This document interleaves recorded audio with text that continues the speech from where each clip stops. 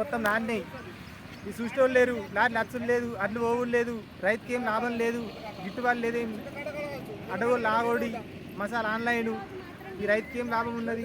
నాన్నే పాములు తేళ్ళు ఇన్ని అడ్ల మేము ఉండు, పిల్లలు జల్లలు మేము ఇటే ఉంటున్నాం కానీ అడ్లు పోతలేవు. మాకు అడ్లు పోవాలి, ఖచ్చితంగా అడ్ల పోవాలి. మొత్తం ఇత్త అయినాయి, తడిసి ముత్త అయిపోతున్నాయి. ఇంతవరకు లారీ కాంట చేసారు కానీ సంచులు నింపిన మొత్తం సంచులు లాకలు వస్తున్నాయి. ఇంతవరకు లారీ ఇస్తారు సార్, మా బాగా రోజులు చేస్తారు సార్. ఇది సార్ మా ఇది మా చేసిన కష్టం ఇది సార్. పేరు చెప్పినది బాలరాజు సార్. కాంట పెట్టిరు కానీ అయినా లారీకి వేస్తలేరు సార్.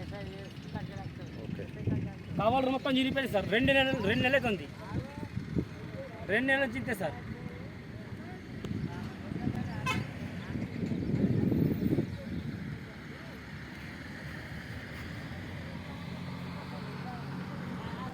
వర్షానికి మొత్తం తడిసిన ధాన్యం అన్నారం గ్రామంలో, రామారెడ్డి మండల్.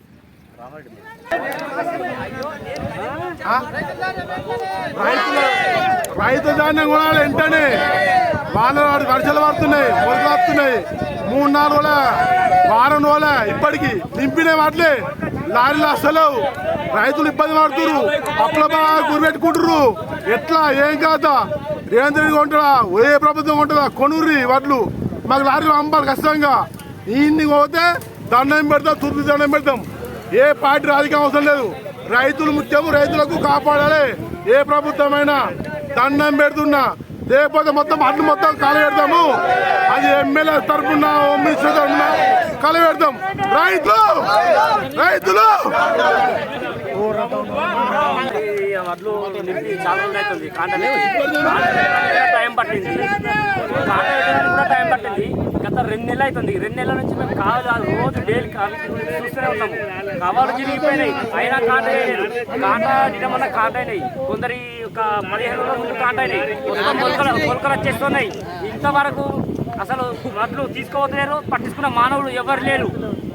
లారీలు కూడా పంపిస్తలేరు. మొత్తం మొలకలు వచ్చినాయి. 2 నెలలు అవుతుంది కోసి. మొత్తం తరుగు రైతు మొత్తం లాభం లేదు, నాశనం అయ్యారు రైతులు.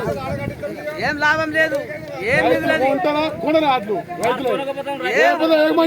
ఏం వ్యవసాయంలో ఏం ఫాయిదా లేదు. వడ్ల పందులో ఏమన్నా కోతులు కూడా మొత్తం, లేకపోతే రాజకీయం ఏమన్నా మొత్తం రైతులకు కష్టపడి ప్రభుత్వమే.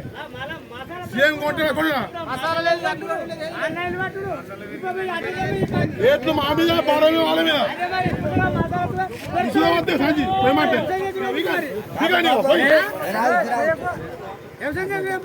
ఎందుకు మరి చెప్పు రైతులు జిందాబాద్.